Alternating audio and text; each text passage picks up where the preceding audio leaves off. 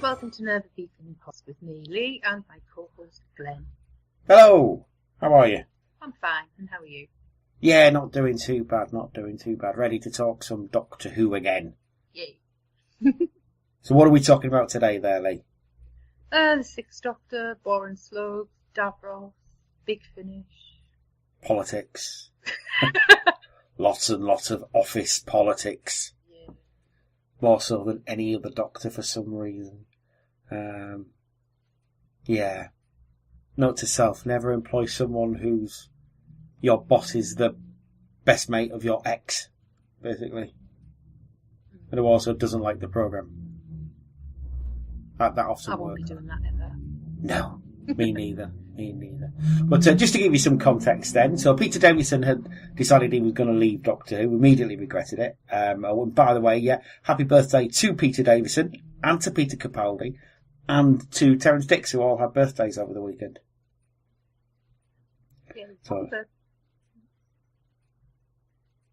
Yeah, 67, Peter Davison. How did that happen? Yeah, Capaldi's 60, and I don't know how old Dix is. They're older than time. Yeah, it's been around a very long time in Doctor Who world. 1934, I think he was born, so that's quite old, isn't it? But there you go. So yeah, happy birthday to all those guys. But yeah, Davison had decided to leave, so JNT was on the lookout for a new Doctor. And interesting enough, there were no auditions, and nobody else but Colin Baker was being looked at, because basically he was at a wedding that JNT was at, and was basically the life and soul of the party. And JNT took one look and said, that's my man, that's the one I'm having. And he's also going to be Doctor Who. Hey-o! But yeah, so he was basically installed, and this immensely displeased Eric Saywood. Yeah. Who felt that he should have been consulted before anything happened, but should he have, though? Not particularly, he's only script editor, wasn't he? Yeah, it wasn't his job it's his job to match scripts to the Doctor, but any good script editor will be able to do that anyway, surely. Yeah. But anyway, he wasn't happy. He's made it very plain over the years that he doesn't, I like Colin Baker as an actor, I just don't think he was Doctor Who. I think over 100 Big Finish productions would disagree with you there, Eric, yep. But, you know. And Colin Baker's got an absolutely massive fangirly base. Yeah, especially now. Yep. If you look on Twitter, all the young fangirly ones who were really happy about 13, they all love him. Mm-hmm. Basically because he's nice. Yeah, he is. He's just a nice bloke.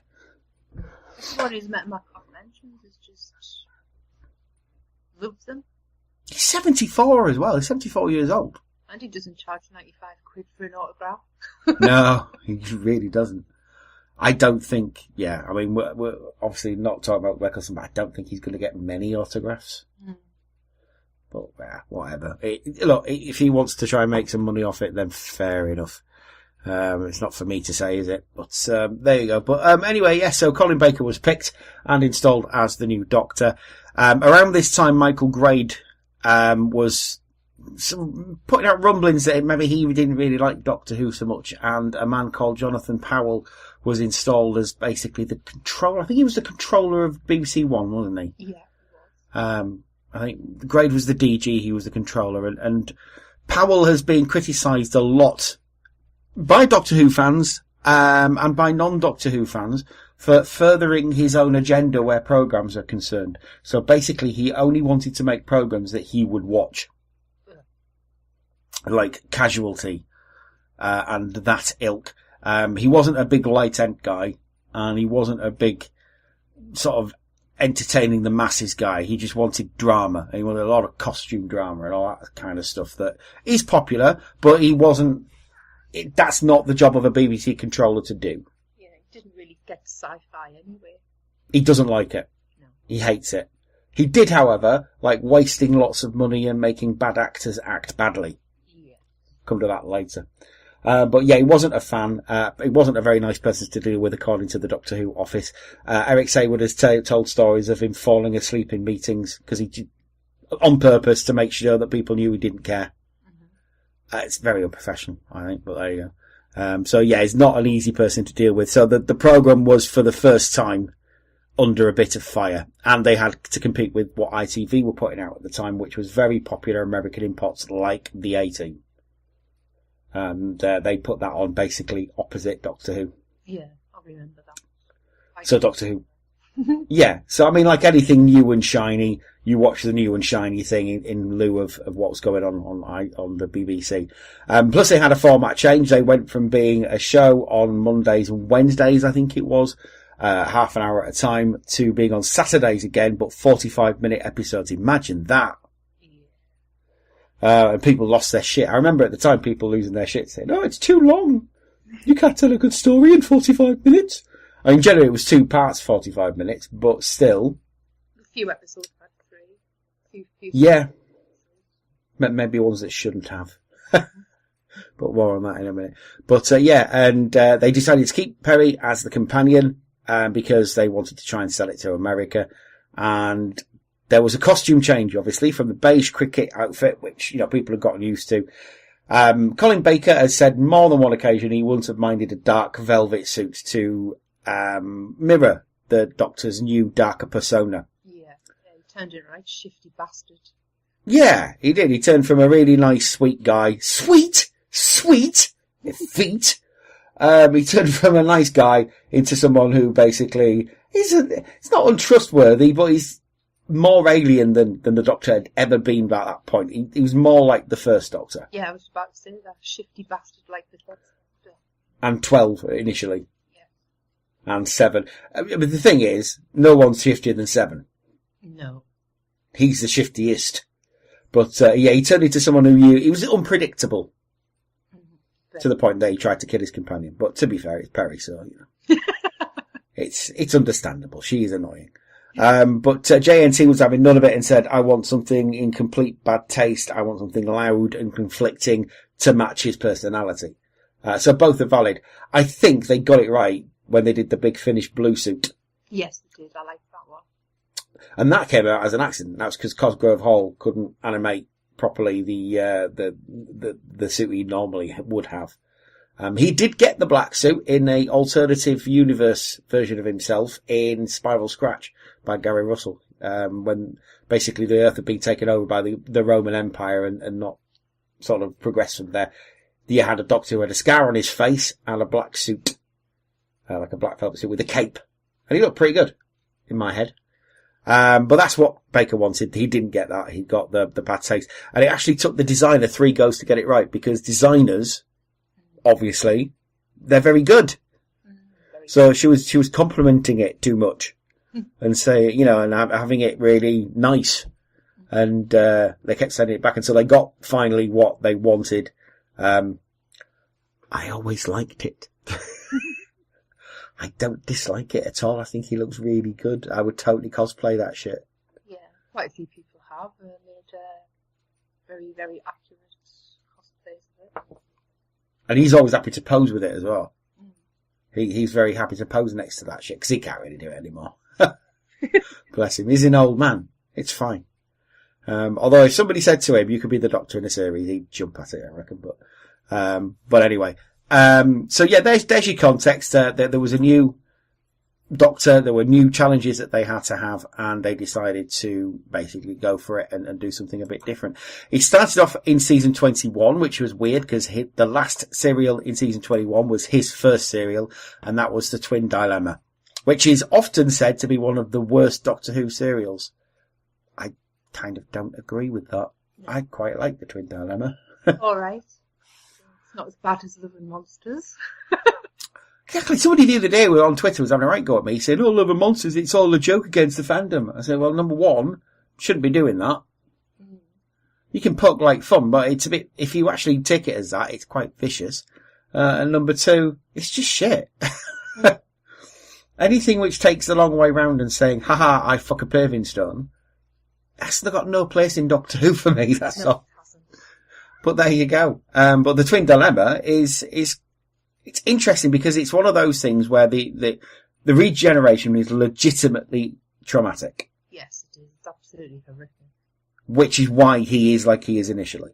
Yeah. Anyway, comes out of his regeneration, goes tries to strangle Perry to death, and then goes and puts on this absolutely eye-watering suit, and then he hasn't got the because he's so bloody stupid, got the balls to say, yeah, maybe I should change this. And that's literally it. That's the reason that he sticks with it.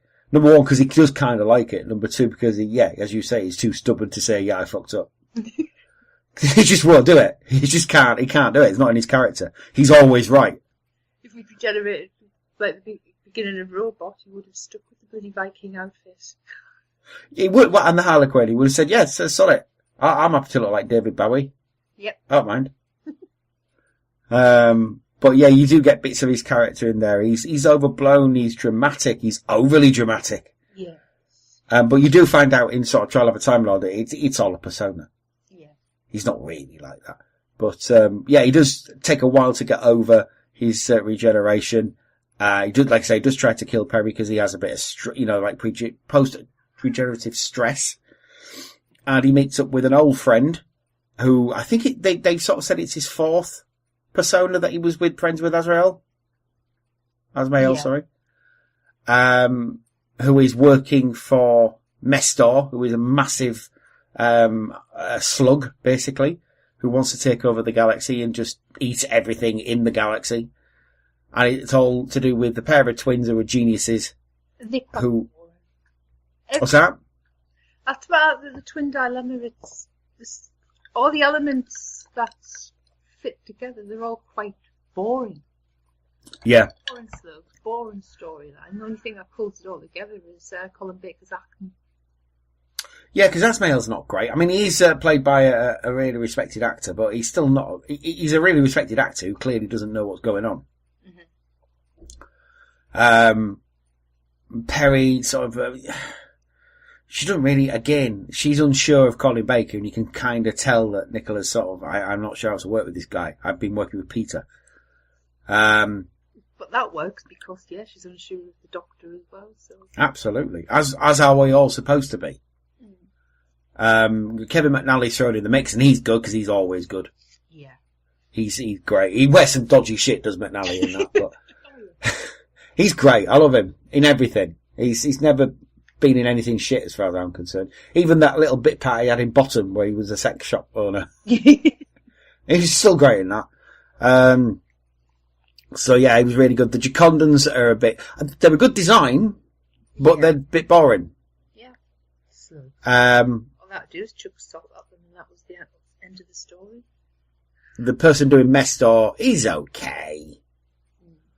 But, they could have been better than what they were. And he just doesn't really do anything Mestor. It's just this, that's the problem when you have a villain who's mainly just his mind. Mm-hmm. I can, however, really recommend the novel, the Target book, because, Sayward did it and he basically, it's one of those things where they just expand on everything. Yes. There's a whole section of it about regeneration and the fact that it is caused by this hormone called Lindos. Yeah. And that it can fuck up sometimes. It's the first mention I can see of regenerations messing up. He tells a story about one of the presidents who regenerated and didn't like what he looked like, so he regenerated again and it was even worse. And he just kept regenerating until the stress was too much and it killed him. Mm-hmm. Obviously completely wiped out now by canon, but it's interesting. And that's probably the most interesting thing about the Twin Dilemma. But like I say, I'll defend it because it's not bad. Yeah. It's just not great. Yeah. Great was the next season. And it came back in January the next year with, and it came back full throttle as well, with Attack of the Cybermen. Written by Paula Moore, who is Sayward's, or was Sayward's partner at the time, I think. Yeah. I like this one a lot. Yes, this is the first rumblings of there being a bit of a harder edge to Doctor Who now. The problem with Attack of the Cybermen, and the only real problem with it, it's too self-referential. Yes. Oh, the other problem's Lytton. Yeah, well, I like Lytton, even though it's Howard, isn't it? Tom Howard. Yeah. But, Maurice Colborne. Do you not like Lytton? Sorry, do you not like Lytton, do you? No, it's not that I don't like him, it's just that the way the storyline plays out does never not fit in with Well, yeah, there's this weird thing where the doctor, because obviously Lytton dies at the end, he gets killed by the Cybermen. And the doctor says, perhaps I misjudged him. You've never met him. Yes, that's the whole point. Never met him, and yet it doesn't fit in with Peter Davison's Dalek story. Yeah. He says, I might have misjudged Lytton. He was alright really. You don't know who he is. You've never seen him before. Weird. But it's a damn good story because you've got a lot of things going on. You've got the heist going on. You've got the Cybermen trying to take over the Earth. You've got them trying to turn Earth into Mondas, I believe, and you've got Telos in there as well. Faith Brown as one of the inhabitants of Telos. Yeah, and Sarah Green. Was it Sarah Green? Oh yeah, was it? Yeah, that's it. Because Janet Fielding was in Nemo, wasn't she? Sarah Green, though. That was one of the bloody JNT weird stunt casting things, isn't it? Yeah, they also did a bit about the filming and going live at the time as well. Yeah. I think that's why they try and get more kids into watching it. Seems they were losing all the viewers to the A-Team and that. Yeah. This wasn't the way to do it, I feel. This wasn't... Because it was too self-referential. You had to know certain things before it would make complete sense. You would have had to see Tomb of the Cybermen. And at that point, no one saw Tomb of the Cybermen because it was lost. Yeah. And it was this serial that prompted, it was open air, where you got the Doctor Who Society on there with Chibnall, 15-year-old Chibnall, saying, oh, well, it's not very good, is it? Because it's too impenetrable. I think those words are going to come back to haunt him. I think all that, because there's no way Doctor Who fans haven't been watching that and thinking, right, so if this doesn't happen, we're going to say this, and if that doesn't happen, we're going to say, But I really like Attack of the Cybermen. I think it's good. I think I like the fact that they play around with the chameleon circuit as well. Yes, that was good. Turned it into an organ at one point, didn't they? Yeah, and then dropped a baddie down the sewer. And it's got, And the Cybermen really were, the Cybermen in the sewers in this one really were terrifying. That bloody stealth one. Oh. It's because it's like anything. If you overlight something, it's not scary. If you underlight something, then it's scary. And they decided to underlight them. Mm-hmm. Plus, you got Brian Glover's in this one as well. Terry Malloy appears before he appears as Davros later on in the season as one of the thieves. David Banks is back at the Cyber Leader. The only other problem is they got the guy who played the original Cyber Controller on the Tomb of Cybermen, Michael Kilgareth. He's back. He played Robot as well, actually. Only problem is he's a bit older now, so he's got a bit of middle-aged spread going on. So he's known in the fandom as the Fat Controller. Yeah, and let's say nothing about that helmet either. No, it wasn't good. No.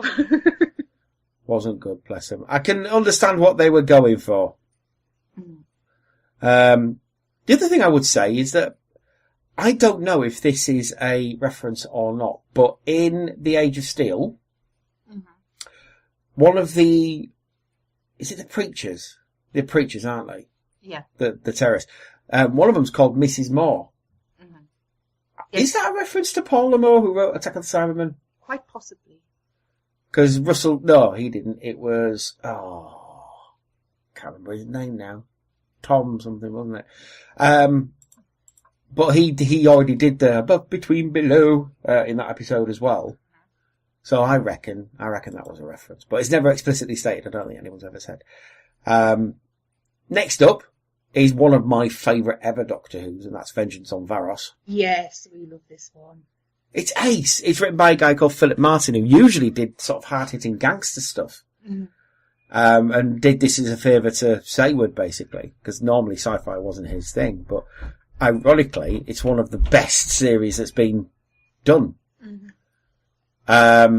Story is that the TARDIS runs out of a vital ore, and the Doctor has to make emergency landing on the planet Varos to try and get some more. Varos is a former penal colony, and its residents are kept in line by reality TV, basically. Yeah, before its time, this one. Absolutely, but it's horrible, nasty, execution-y reality TV. Ironically, the stuff they would take the piss out of in Bad Wolf. But it's perpetual. It's mandatory and perpetual. And basically the system itself is broken because you've got a governor who's supposed to be in charge, but he isn't in charge at all. It's the other people in the officer class who are in charge. And really, it's the, Galatron Mining Corporation who is in charge, who need Zeiton 7 and are paying nothing for it virtually and working the planet to an early death. It introduces the villain Syl. Yes, he's one of the best. They need to bring him back, I think. He's one of the best villains that we've had. Well, Nabil Shaban's still around. He's still, he's still acting, so there's no reason because he was quite a young man when he did Syl the first time. And it's just, it's one of those things. It's an instant classic. Is Syl as a villain because there's nothing like him. Mm-hmm. There's no other villain like him. He's got such personality and he's appealing to kids because he's imitatable with the laugh that he did, which is apparently a snake. It's his mate's snake. He was trying to work out a thing for Syl to do, like a hook, and his mate's snake was in a glass terrarium, and he said, "Oh, that'll do." So he did that before Hannibal Lecter. Yeah. But you've got Martin Jarvis there as well, who's brilliant as the governor. Governor. Who really does play downtrodden, doom-laden really well. Yeah, he does. You've got Forbes Collins, who's Ace, as the chief officer. He was in Maid Marian, wasn't he? Yes. I think. And he was in Prince John. Yes, he was Prince John. He was in Army of Darkness as well. Mm-hmm. As there's the blacksmith in that. And he's been in loads of things. He's Ace's Forbes Collins. You've got Sheila Reid, who ended up playing Clara's grandma. Yeah. Stephen Yardley, who is Ken Masters. I will always think of him as Ken Masters from Howard's Way. But even though he was in Genesis of the Daleks, so he's actually a returning actor as well. He's great. Jason Connery's in there, but never mind. Oh, he's bad. He's so bad. Yeah, really looked pretty. I think that was one of the reasons why. Oh yeah, I mean this is just as he was going to become Robin Hood as well. Yeah. Robin Sherwood. Half naked, chained up. Don't get me wrong, he's a phenomenally good-looking guy. He still is. Yeah. He's still a good-looking guy, as Jason Connery. I think he owns restaurants now. But he's very proud of his time in Doctor Who. He's very proud to say that he was in it. But he was really good. And then you've got Owen Teale, who I fucking love Owen Teale. He's ace. Yes, Owen Teale's great. Isn't he the one who was in Game of Thrones? He's been in Game of Thrones. Yes, he's been in a million Catherine Cooksons. Yes, he was one of the watchers on the wall. That's it. And he's Welsh, but he can't sound like a Geordie. So he's always in Catherine Cookson stuff. He's got a really indistinguishable accent. He's also the main bad guy in a Tortures episode, my favourite Tortures episode, Countryside. Mm. And he was horrible in that, but he's ace. The only one that's the only Torchwood episode I actually liked. Timmy. Yeah, but I hate Torchwood. I cannot bear it. Even the ones that they did later, even the one they tried making it good. Yeah. And Peter Capaldi in it as Frobisher, who I to this day say is Frobisher. But never mind. But yeah, it's absolutely brilliant. Vengeance on Varos. It's one of my favourite ever Doctor Who's, and if you've never seen it, you should see it. It's scary how much it predicted about reality TV and the use of that to pacify nations and populace and stuff like that. It's also got one of the. Oh, sorry, go on. It's really, really, really bloody dark and grim, and quite a few horrific deaths in it. Well, it's the acid bath deaths, wasn't it? Yeah. That caused a lot of furore. I don't think they're that bad. It's one of those, it's a proper Bond-style death as well. Yeah. Because the guy falls in, he don't get pushed, he falls in, and the other guy and the Doctor have a bit of a kerfuffle, and the other guy gets dragged in by the first guy, and the Doctor just goes, "You'll forgive me if I don't join you." It's just Bond. His face though when both fall in, he's like, yeah. Ugh. Well, but that's fine. Again, I've seen worse in Tom Baker's, like Seeds of Doom. There's some right horrible deaths in that. Oh, yeah. But for some reason, people were watching that and said, "Oh, it's really horrible." It's like, okay, I don't think it's that bad, but there you go. I thought it was great, and the fake execution's pretty good as well, and the bit with the vines at the end, where they all die. Try to turn Perry into a bird. Yeah. Yes. Try and turn Aretta into a lizard. Horrible genetic experiments on top. Yeah. Oh, it's got it all. It's just really, but it's in context. It's supposed to be a horrible place. Mm-hmm. So horrible things are going to happen, and the whole point is to make it not a horrible place anymore. And they do that by the end. And still gets his comeuppance. So it's great. I love it. I think it's a brilliant story. Next up, one that isn't as brilliant, but I still like it, and it's The Mark of the Rani. Where we get introduced to the Rani, who will never ever come back, lads. Just get used to it. But she's played by the brilliant Kate O'Mara, who was just chewing all the scenery. Oh yes, she does that in everything she's in, though. She's fucking brilliant. She was in Dynasty, wasn't she? She was just at the same time as this, basically. Mm-hmm. She was Alexis's sister, Joan Collins' sister, I think. Yeah, brilliant. Sorry for swearing. I swear a lot. I swear loads. I don't care. Fuck, cunt. There you go. And the explicit bloody makeup. Explicit tags have to be on. But no, she's in it, and you've got Anthony Ainley as well. Yeah, I've done without him in this. Yeah, I always feel I can understand from a dramatic standpoint why they would put him in. I think they would find something to fit him in with. Didn't do a master story, so yeah. It was like the thought that a woman villain couldn't carry it off, so they had to have him. Yeah. Oh, that's absolutely why. But there you go. I mean, it's just the way it was back then, you know. It's one of those things that, you know, maybe today, well, definitely today wouldn't be a problem because we've got Missy, which is why we're not getting the Rani, lads. But I think the Time Ladies, who now have a podcast, so obviously pimping that out and try and get them on to pimp it out a bit more as well. So they've got a podcast. I think they did a post earlier in the week, which was about companions and the body types that they picked for companions in the 60s, and how it wasn't, from a standpoint today, how it wasn't necessarily a good thing that certain body types or certain companions were cast. Because they were cast because they were pretty. Yeah, think about it back then in the 60s and 70s. Everybody was thin. Well, they were. There were no fat people. Yeah. But there were.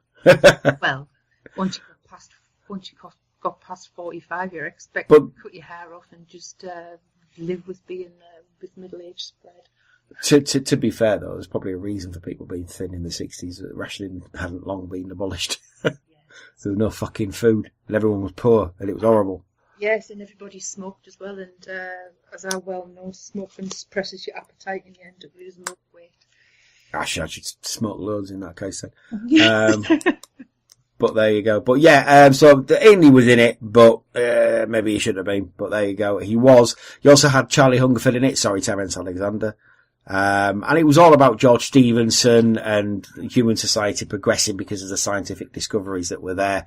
And the Rani basically wanted to keep everyone Luddites for funsies. Yeah, just for that. I do quite like that aspect of the Rani character, though, that unlike the Master, who just wants to take everything over, she couldn't be asked for that. She just wants to experiment on everything. Yeah. The lesser beings. The ingenious mind, and uses it for evil. Why not? Just reminds us of that comic from Spider-Man.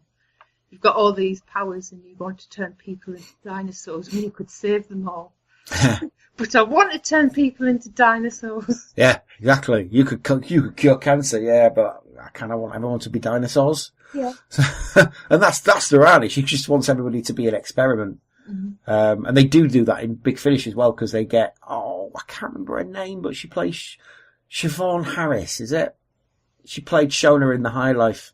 Uh-huh. And she's in some of the, I think it's McCoy ones. I'm sure Mel's in But she's in a few Rani episodes, and she's ace. She's really good, because again, she gets it. She gets what the Rani's about, and it's like, no, because somebody says, oh, you want to take over these planets? She says, I don't want to take over these planets. The only reason I was in charge of them was so I could progress them, because it was a bit of an experiment. I'm going to leave them alone when they've all civilization died out. And that's basically what she is. But like I say, it could have been done in one episode, I'm thinking. That's the only problem. Yeah, it could be done today, not like that. Yeah, I think it would have, it would have sort of benefited from not being two parts. But I do like the fact that it's kind of a pseudo-historical, because George Stevenson's in it. That's pretty cool. Still got 7.3 million viewers the second episode, though. So it actually picked up 1 million viewers. I'm guessing because of Kato Mara being there. The next episode is a 3-episode arc. Could have been done in 2. Yeah. This is 2 Doctors, isn't it? 2 Doctors, which is Robert Holmes. It's not a classic Robert Holmes one, I'm afraid. It's just, it goes on too long. There's too much that's happening, and there's no... Too many layers. There's too many layers. It's... JNT uses it as an excuse for a jolly to go to Spain, which it didn't need to. There's just no need for it. And... Tennis on New Orleans at the time, didn't they? Yeah, because, well, that would have made sense in the food narrative that it was going through. Because obviously it's all about food and eating and the eaten versus the eatee. And it's an excuse to get the second Doctor in it. Sadly, Troughton, he wasn't at his best. And he doesn't really do much. Sorry? He died not long after. Yeah, had a heart attack, about the year after, I think. Yeah. No, I won't go into that. Yeah. Apparently there were reasons that he had a heart attack. Yes. All to do with a young lady, apparently. But, no, I won't go into that. Fraser Hines is in it, though, which is nice to see Jamie back. And he's really good in it. And it's all to do with the Sontarans, and you've got a new race called the Androgums. To be fair, Jacqueline Pearce is the best thing in it. Yes. Jacqueline Pearce. She's fucking great. I love her. She's so good. She was so good in Blake 7. Oh, I know. Servalan is I think Servalan is the absolute best character on television ever made. Well, she was supposed to be in 1 episode. And she was so good, they said, well, she's got to be in it permanently, hasn't she? And she was basically just like Avon's love interest, effectively. It's like, yeah, I really do fancy you, and we would have just amazing sex, but we would end up killing each other. I reckon they did in Sound. Oh, absolutely. Yeah, they did. Absolutely. They were fucking all the time. But yeah, she's great in this as Chastini, who is an androgum who'd been genetically altered to be more human. And it's all to do with nature versus nurture as well. Yeah. Can you genetically change someone's nature? Well, the answer is basically no, according to Robert Holmes. Because she is genetically altered, but she's still a vicious androgum underneath it all. Now, androgums are supposed to be stupid, but vicious. Sort of one up from Ogrons, really. Yeah. So, but they're usually used as sort of cooks and servitors and things like that. But she's been augmented, so she's got intelligence, and she's also quite primally dangerous. She's kind of like an intelligent Klingon. I guess androgums are the Klingons of the Doctor Who universe. Yeah. Kind of, yeah. But basically the Sontarans want to travel in time, so they want to capture a Time Lord, so they can get the symbiotic nuclei of a Time Lord that they can insert into a time machine of their own devising, a Kart-Srimer podule. And it does introduce things like how can Time Lords travel in time? Well, they've got the symbiotic nuclei with their vehicles, which protects them from the vortex. And anybody who travels with them has that as well. It's all very clever. But like you said, there's just too many layers, there's too much going on. And they kill Oscar. I know, I hate that they killed... There was no reason to kill Oscar Botcherby. No, there wasn't. There's a character called Oscar in it who's really nice. He's a failed actor, but he owns a restaurant now. And he just gets killed by one of the androgums for no reason at all. And that was another one of the criticisms that they had. Doctor Who, was that they were just killing characters off for no apparent reason. Now, they've done this before. Oh, no, they've never done it before. They've never done it again. No. Donna. But yeah, they to be fair, in this one they do, and it just drags. There's a lot of walking around shots. Yeah. Just to fill time, just to pad time. And it just, it could have been good if they just maybe done it in 2 episodes. Yeah, too much. Could have made it a bit less complicated with the time loading and time travel. Because there's really no need to go into all of that because they've just hand-waved it all away now. Yeah. Yeah. I mean, the stuff with Troughton and the Andrew Gilbert could. I quite liked that. Yes. It was fun enough. Shepherd's pie. But it was okay. It's not a bad story, but it is a bit of a slog at 3 episodes, I think. It's the worst thing you could say about it. Yeah. However, it was during the transmission of this story that the news that the series would put on hiatus for a year, that was announced. Still much controversy around this because people think that it wouldn't have been brought back had there not been a bit of pressure applied to Michael Grade. They reckon that had nobody kicked up a fuss, then it just would have been put on hiatus and never come back. Which is exactly what happened in 1989.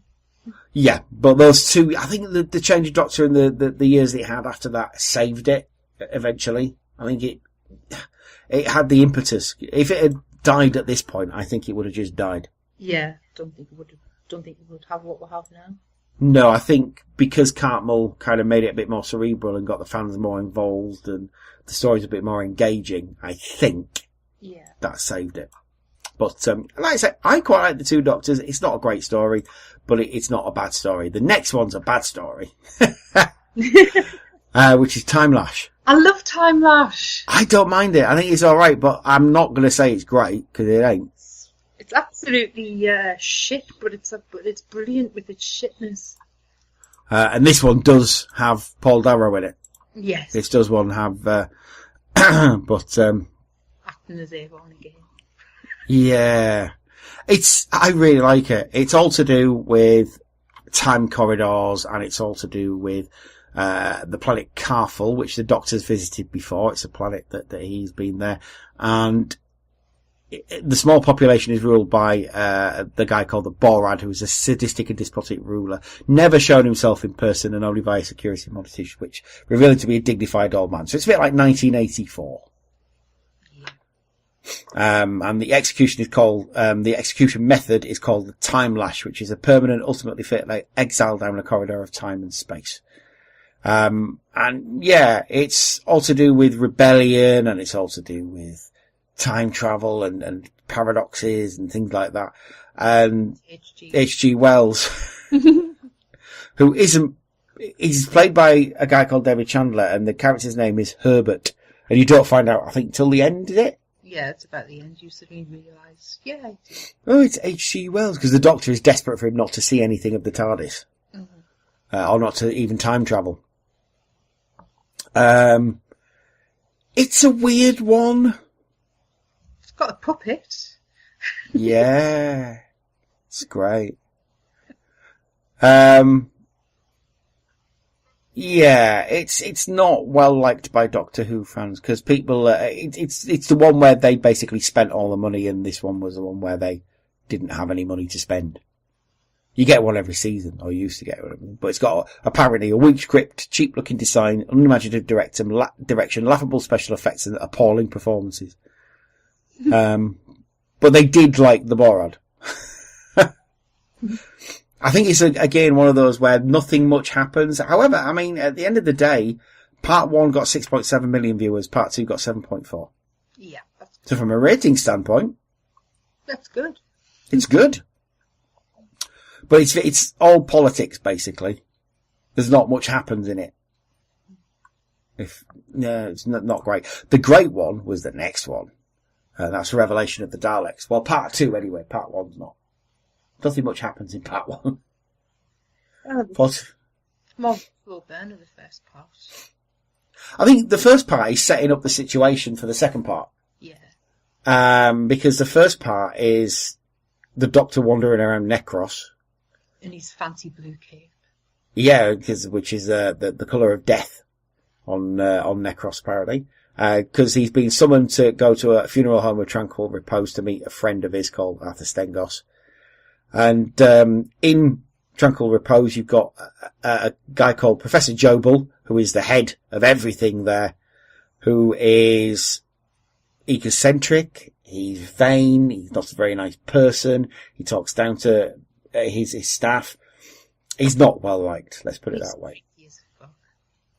Yeah, he's not very nice, but he played brilliantly by Clive Swift, who's ace. I like Clive Swift a lot.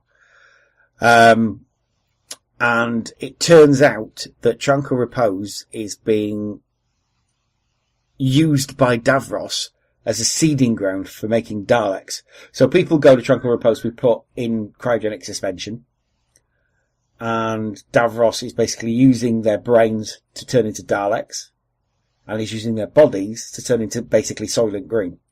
Yeah. Because there is a famine in the universe at this point in time in the galaxy. And he's solved it. By getting people to eat people. Fair enough. Basically we find this out because, Natasha's, a character called Natasha, her father is Arthur Stengos. She is trying to find her dad in Tranquil Repose. They're basically like terrorists on her and her partner. Yeah. And they discover a glass Dalek, which is, basically where Stengos is being turned into a Dalek. And the performance of the guy as Stengos is brilliant. Yeah, I remember this one scared me a little bit when I was little. Oh, it's proper scary. Yeah, I was 10. Yeah, I was being 10. Yeah. He basically is being metamorphized into a Dalek.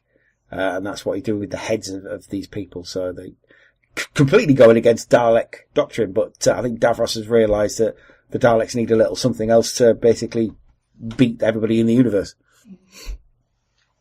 We this story again in Bad Wolf, didn't it? Yes, and it basically turned the Daleks insane. Because they were insane criminals anyway, weren't they? They were supposed to be like criminal on penal colonies and things like that. But Davros is basically playing everybody off against each other in Tranquil Repose. And a character called Colin Baker, played by Jenny Thomasin, who, she's not good. Yeah. She's not good. She's not good. And she has blamed Doctor Who for the fact that she didn't have much of a career afterwards. Oh. She basically said, I've been in Doctor Who, they basically buried me on it. No, love, you're just not very good.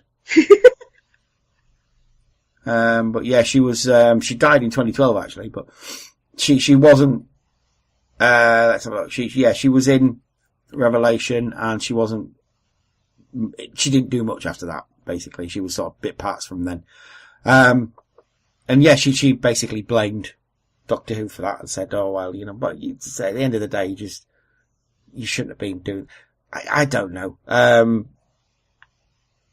What's her name who played the She-Devil?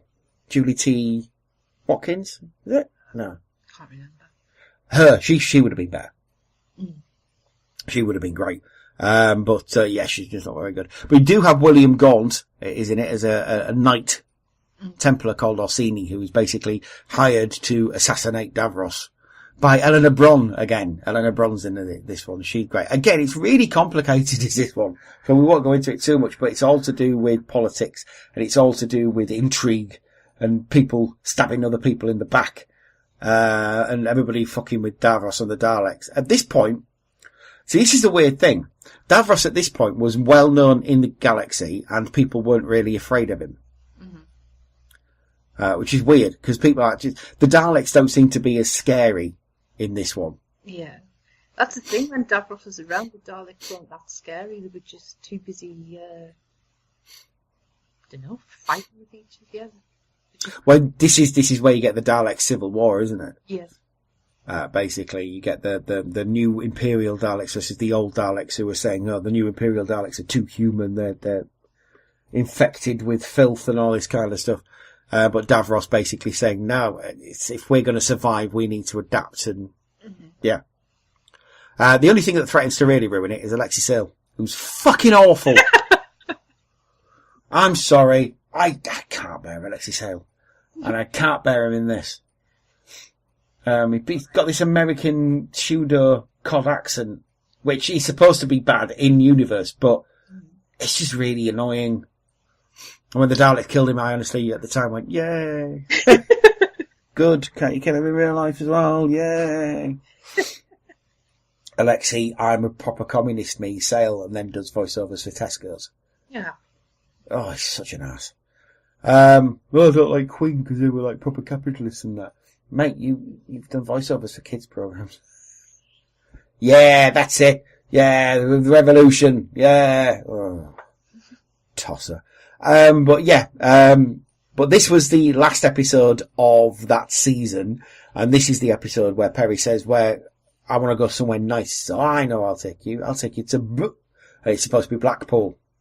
Because that was supposed to be the Nightmare Fair with the Celestial Toy Maker and all that, and it never happened.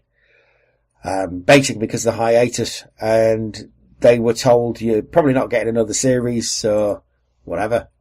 So basically, Colin Baker got a year off. A paid year off as well. Ooh. No, he got paid for it because he's under contract. Yeah. Which was kind of good for him because he'd had that trouble with his son dying. So really kind of worked out okay, but he would rather have been working. He said it on a number of occasions. I would rather have been working. So during this time, Powell basically tries to get rid of the series completely and say, no, I don't want it. It's rubbish. Bearing in mind, this is the guy who made El Dorado. That was bloody horrible. Who pissed away about £20 million of public money and has never been brought to book for it either. Yeah. It had that bloke who used to be in Roger. The one who was Roger. Oh, yeah, they were just awful. They spent so much money on sets and no money on actors. And then wondered why nobody liked it. Because it was shit. Nobody cared about these people. They weren't relatable. Why they thought it would work. But again, this is the shit he wanted to watch. This is the stuff. Bear in mind as well, Jonathan Powell was on... He killed ITV, or he helped kill ITV, because he was on the board of Carlton when they were eating up all the regions. Yeah. And he's busy mates with David Cameron, the man who's destroyed this country. And has basically caused the war we're going to have with Russia soon. Yes. That's him. So, Powell, you're an arsehole. You are an arsehole. Not just because you got rid of Doctor Who. That's fine. That's a television decision. It's up to you. You were in charge. But you're just not a very nice man. But he was convinced to give it one more chance and one more series on the proviso behind the scenes that Colin Baker would be coming back next time. Mm. Colin didn't know about this. Oh dear. But yes, they decided that, seeing as the series itself was on trial, that they would put the Doctor on trial, and therefore you've got the 14-episode story, The Trial of a Time Lord. Now, there are stories within stories, however, they are retroactively put in by fans. Yeah. The series itself was just 14 episodes. And that was the whole season. You got four stories. The Mysterious Planet, Mind Warp, Terror of the Vervoids, The Ultimate Foe. There's nothing much to say about them, really. Mysterious Planet is a bit sad. I do like it, and I do like the fact that it's interesting and all to do with the first law of time by basically, wrecking time itself and looking at things that it shouldn't have looked at. Basically, they land on a planet called Ravalox. There's secrets on Ravalox that Sabalom Glitz, who we will meet later on as well, who's played by Tony Selby and he's brilliant. I love Sabalom Glitz. Would love to see him back again. Yes, he's a good Never going to happen. Never going to happen. But the Doctor notices a similarity between Ravalox and Earth, and it turns out that Ravalox is Earth. Because the Time Lords have done fucked up and tried to cover it up by moving Ravalox into another solar system. And because of the underground.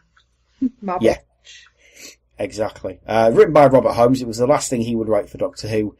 It's not great, if I'm being honest. I like it because I like all the inserts, but the story itself isn't great, and it does drag on a bit. Yeah, and Joan Sims was miscast.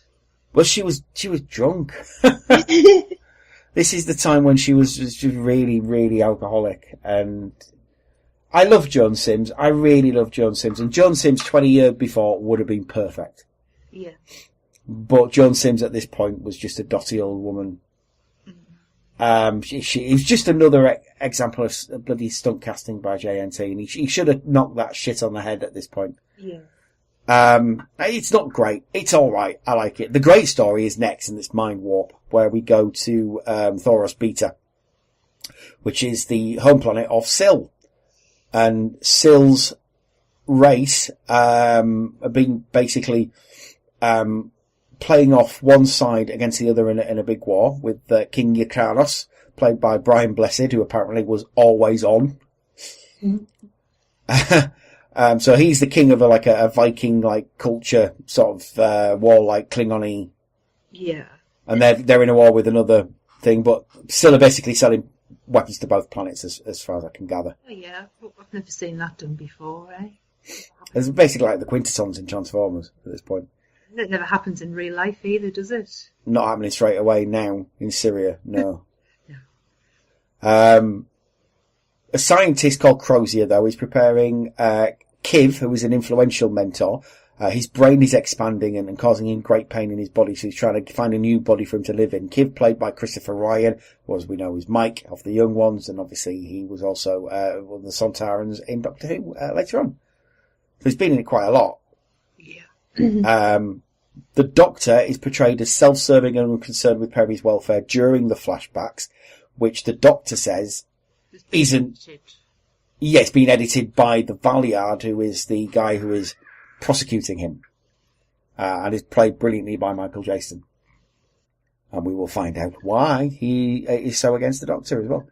But yeah, basically the Doctor tries to sell Perry out at every opportunity and tries to basically just save himself over others, which is not doctorish behaviour at all. However, when he learns that Perry's been chosen as the new host for Kiv's brain, he allies with the Yrcanos to kill the Mentors. But before he can attack, he's captured by the High Council, so Perry actually dies at the hand of King Yrcanos because the surgery has been completed. So Perry dies. Oh, does she? Yes, she does. Wasn't it with her being married for King Yrcanos? Who ends up being a wrestler? Yeah. Weird. She was. I prefer to think she died. Because the whole marriage thing doesn't make sense. She's shown no interest in him whatsoever during the whole thing. Yeah. At all. He has. Young Perry! But, yeah, it's a weird one. It's a good one because Philip Martin wrote it. I really do like it. I like that whole angle of you can't trust anything you see of the Doctor because the evidence has been altered. Yeah, unreliable narrators. Yeah, I really like that because that's never really been done before in Doctor Who. So yeah, that was a good use of the courtroom setting.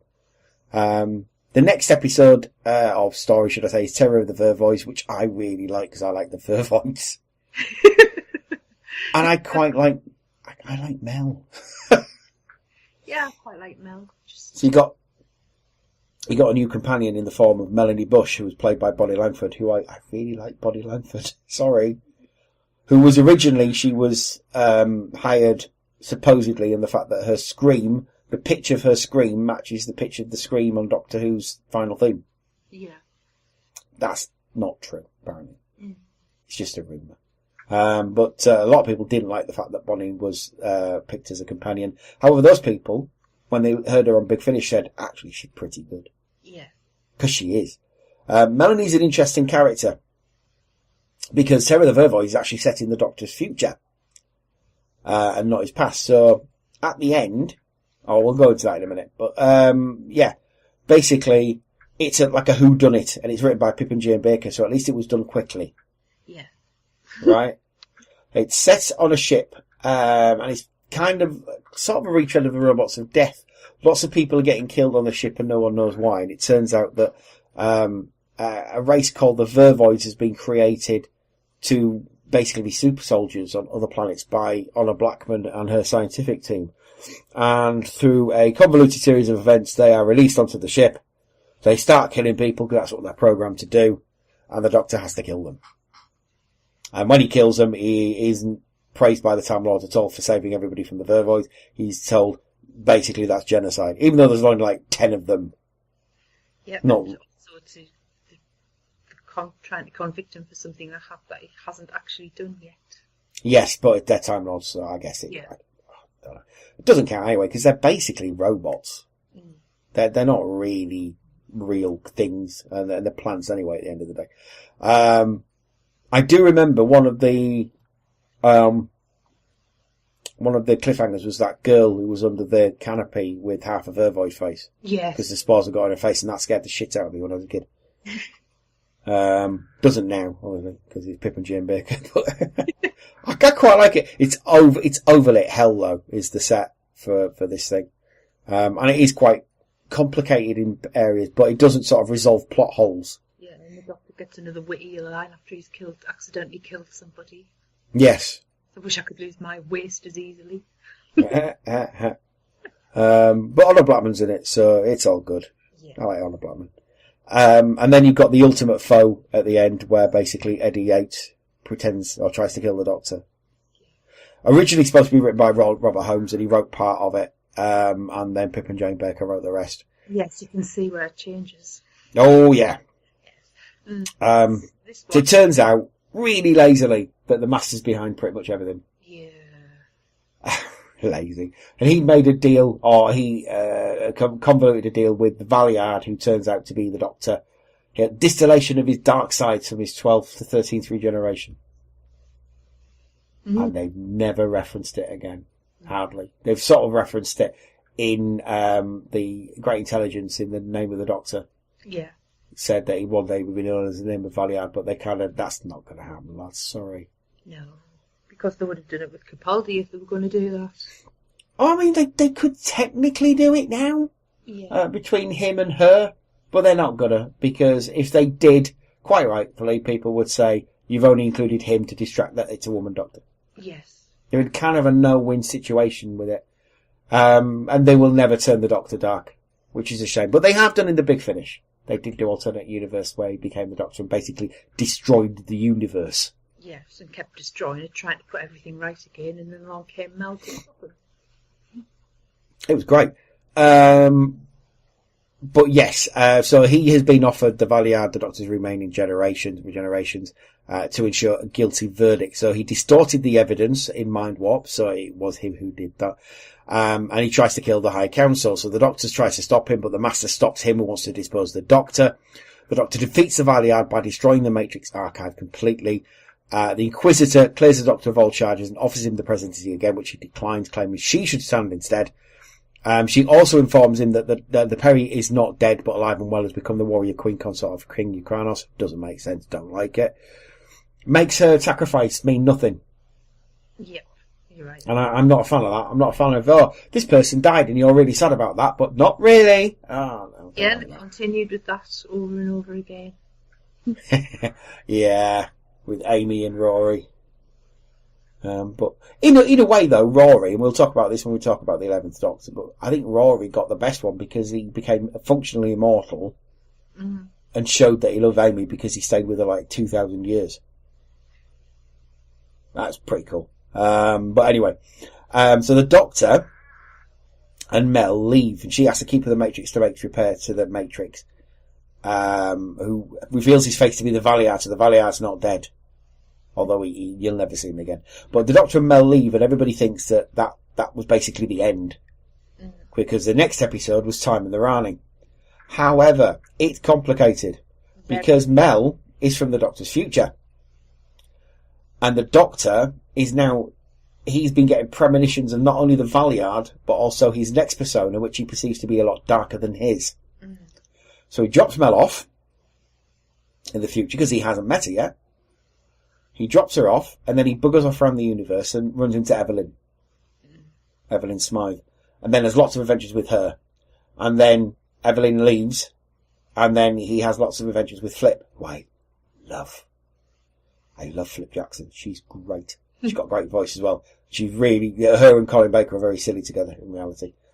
And he keeps having loads of other adventures, and he is trying not to run into Mel again. Because once he runs into Mel, he knows what's going to happen. He knows he's going to not be long for the world. Now, there are various fan theories, because he does meet Mel eventually, he does regenerate. There are various fan theories as to what happens and why he regenerates. Because it's not made clear in Time in the Rani. He basically hits his head, and that's it. But Gary Russell, in the novel Spiral Scratch, said that he was already going to regenerate. He had an altercation with a race called the Lampreys, who were basically like time parasites. Yeah. Who drained him of all his crotons, and he is going to regenerate. That was superseded by something else, which said that it was basically the Seventh Doctor did something to him to basically kill him, to force the regeneration. And there's various other fan theories as well. Yeah. But nothing has ever been sort of set in stone. Well, it won't be either. But I quite like that one, where the Seventh Doctor manipulated the regeneration. Yeah, because even not existing won't stop him. Even the fact that he doesn't exist yet isn't going to stop him manipulating stuff. Yeah. I like that. I don't like the Spiral Scratch one either, because it gives the Doctor an heroic death. Yeah. Which he deserved. I mean, the reality is much less nice. Basically, Colin Baker got sacked. What were his last words in that novel? Oh, I can't remember. Because I know his actual last words in the series. Carrot juice, carrot juice, carrot juice. It's not a good epitaph, is it? Basically, what happened is that he was sacked, and they offered him to come back and do a regeneration scene. He said, "I don't really want to do that. You sacked me. Why would I do that?" So we ended up with Sylvester McCoy in a dodgy wig. Yeah. I mean, what Colin Baker offered, and I think this is a reasonable offer, give me one more serial, I'll regenerate at the end of that. And they said, no, we're not doing that. And that would have worked because, was it Mark of the Rani? I can't remember what it's called. That Rani story was very, very definitely a sick story. Yeah. Oh, I mean, the whole first season of Sylvester McCoy's run were Colin Baker stories. They'd issued and commissioned those stories based on the fact that he was going to be Colin Baker. And Cartmel was just done with these stories and said, work 7 into it. And at that point, 7's character wasn't really established. No. So as we'll see in the next sort of episode, you've got a whole season of this malaprop using idiot who isn't, he's just a bit rubbish, is the first season McCoy. I mean, they've sort of retconned it and said that the reason for that is that he was getting over his regeneration. He had brain damage or something like that because of the hit in his head. It sort of started coming together with Delta and the Bannermen, though. Kind of. I mean, I would say it was Remembrance. That's when it starts. Yeah. That's when his era starts. But like I say, more on that in the next episode. The fact of the matter is, Colin Baker has done loads of Big Finish from now, and he is probably, I would say, the best regarded Big Finish Doctor. Yeah. Have you heard the Diaries of River song with him in? No, I need to. It's brilliant. I was listening to that one earlier today. I've heard the McCoy one, and that was ace. She's done one with Baker as well, hasn't she? Tom Baker. Yeah, she has. I want to hear that one. I bet that's brilliant. But yeah, I really do want to hear the one with Colin Baker, because I bet that's awesome. It is. They're really flirting with each other. They even get off each other and everything. Of course they do. Of course they do. Awesome. No, he cuts a more dashing figure, a more heroic figure, and they tone down the theatrics of him. Yeah. And he's a really nice, empathic doctor. Horrible things happen, and he's very sorry all the time. He's a lot like the 10th Doctor. If he's like anybody, he's just this heroic figure who wants to do right by the universe, and he's brilliant. I really love his Doctor. Like I say, they're giving him some really good companions as well, because Evelyn was great, because Evelyn was brilliant. She doesn't take any shit. No, she's good. It's a shame Maggie Stable died, because she was ace. And it's like from the get-go, she doesn't take any of his bollocks. Stop it. Stop being a dick. She's chocolate obsessed as well. There's a great one where the Brigadier's in it, with her and the 6th Doctor, and that's a brilliant one. I forget what it's called now, but, His Big Finish run is brilliant. And he's still doing it, and he still likes doing it, and he will do it until the day he pops off this mortal coil, basically. And they, like I say, they're giving him some really good companions, because he's got Perry in there as well. He gets Mel, some of Mel's stuff. And then you've got the original ones like Evelyn and Flip. Flip Jackson's really good, because he doesn't really want to take her. Have you ever heard any of the Flip Jackson stuff? No, not yet. It's really good. The ones with Frobisher. Frobisher's good. I like the one with Frobisher. He played the Russian lieutenant in Battlefield. Mm. Guy who does Frobisher's voice, Canadian guy. Yeah, that's the one with the religion. Mm-hmm. With the religious, he's a religious, the king's. Oh, I can't remember what. I can't remember what it's called now. Holy Terror. Yeah. It's all about kings and divine right to rule and all that kind of stuff. And it's brilliant. Brilliant. Yeah. It is really funny, and yet quite sad at the end as well. I think Sam. I can't remember his name now. The guy who was in LOLO. Sam Kelly. There you go. He's in that, and he was really good. I like Sam Kelly a lot. But yeah, his Big Finish stuff is ace, and there's lots of it as well. But Flip is in a lot of good Davros ones. There's a good Davros one about the Daleks trying to help Napoleon out. It's really good. Yeah. And he mind swaps with Davros, and it's ace. It's really, and Flip is just, she's got a great voice as well. She's a proper Londoner. But her actress, she messes around. She was at Gallifrey once. She was messing around with Davison doing face swaps and stuff. And he's freaking Davison out. Really funny. We got a lot of good novels as well. Basically, the Sixth Doctor has flourished when all the politics is gone. Yes, he has. When you get rid of the backstage politics. And Colin Baker, as a man, could have walked away and said, fuck that series. Fuck that series. Fuck the fans. Fuck everything. Don't care about any of it. What a load of bollocks. Tom Baker did it for a long time. Yeah. Eccleston did, and he still does. Still does. Unless he wants to make some money at a Comic-Con, obviously. Yeah. Seriously, fuck that guy. But Colin Baker, I think he did for a little while, and then he came back with the BBV stuff. Yeah. Nick Briggs basically convinced him to come back as the Stranger. Yeah. And he was really good in all that stuff. And the Air Zone solution where he got it on with Perry for a bit. Oh, no, don't need to see that. And then little by little, he just started being more involved in the fan stuff.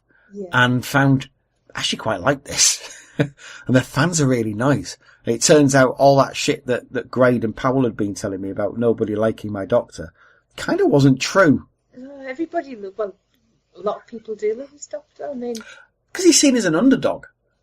Years ago, when I was active on the Live Journal fandom for Doctor Who, we set up all kinds of stuff all about the Sixth Doctor. We did 70s porn Colin.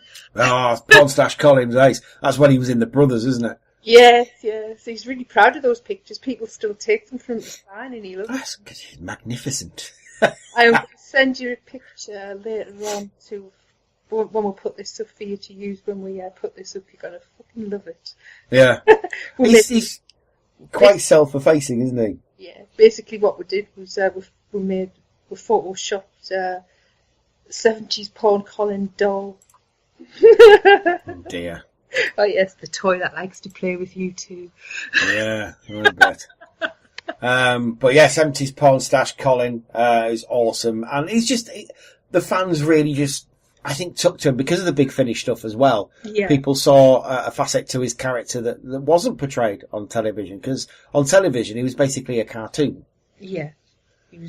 They tried getting rid of that in Trial of a Time Lord and made him softer, and his relationship with Perry was more loving than it had been. Yeah. And he was really broken up when Perry died, you know? And they showed that, and I think pairing him with characters like Evelyn, I think that helped because it did show a soft side, and you do see it a lot in Big Finish. You know, bad things happen, and he really regrets the bad things happening, and tries like hell to help everybody. Mm-hmm. I think people saw that and saw the comics as well and thought, actually, this Doctor's really good, and he's been done a disservice. Mm-hmm. And the fact of the matter is that Colin Baker is a phenomenally nice man. Yes, he is. Every I know who's met him at Comic Cons is that he's absolutely over the moon that people still love him. Oh, and they do. I mean, that's a friend of mine was telling me the other day. Shane was telling me that I think he knows somebody or something that happened that he was at a convention and somebody was talking about. They spent like half an hour with Colin Baker talking about football because he's a big football fan. Yeah. Spots Wycombe Wanderers for his sins. But he talks a lot about football, very knowledgeable, knows a lot about it. It was made up that somebody wanted to talk about football. And the best thing that's happened in recent times is that when Jodie Whittaker was announced as the 13th Doctor, the person who was behind it most was Colin Baker. Yeah. And he continues to be behind it. And because of that, he's won a legion of fans. Especially on Twitter. They all love him. Yeah. And he's just got this upset, especially in female fans who've basically said, we didn't really expect it from a classic Doctor so much. Because Dave Davison was misquoted and he's basically left Twitter. And that's a shame that what happened to him. Because I understand where he was coming from. I don't necessarily agree with what he said, but I kind of understand what Davison was saying about boys had a positive role model. Mm-hmm. So I think what he should have said was a relatable positive role model. Yeah. Easily relatable. That you've not got a bloke who solves things by punching people in the face. You've got a bloke who solves things by using a screwdriver. Yeah. I don't think he was probably thinking of boys his age. Yeah. Or of his time. When that was you didn't look up to a girl. Mm-hmm. Now it's different. Boys don't really care. And will happily look up to a girl and think, I'd like to be like her. I think it's different now. Mm-hmm. But people... My son, Connor, he absolutely adores Black Widow. Yeah. I think you're finding that a lot more. I mean, I've got one of my best friends from when I was a kid. She's got a son and he likes to dress up as Elsa. I mean, when Connor was little, he used to sit beside us when I was doing my nails, and he used to like his nails painted until his dad come along and says, "Cut that shit out, tell you gay." And he was like, yes, painted nails. He's never painted nails, that makes you gay. Oh yes, of course it does. Let me, for instance, introduce you to bear porn. Because they're effete, girly men, aren't they? Definitely. Chubby chaser porn. Yeah, sure, you can watch that. They're all girly. No, they're not. That's stupid. That's the stupidest thing I've heard all day. Oh, he's but 18. And he went out last night with his nails done black. Goth. Really? No, he's not goth. That's the thing. Emo? No, he's just a normal kid who just likes painting his nails. Fair enough. Who cares? Well, autistic kid who likes painting his nails. Gives a shit. Got to do with it. Yeah, gives a shit. Cares. But, no, I mean, when I was a kid, I loved and still do love Wonder Woman, and everybody knows I love Wonder Woman. She's one of my role models. But I understand where Peter Davison was coming from, and people chose to misunderstand. Yeah. Because that's what this society is now. We choose to misunderstand them because we like getting offended at things. Yes, Twitter.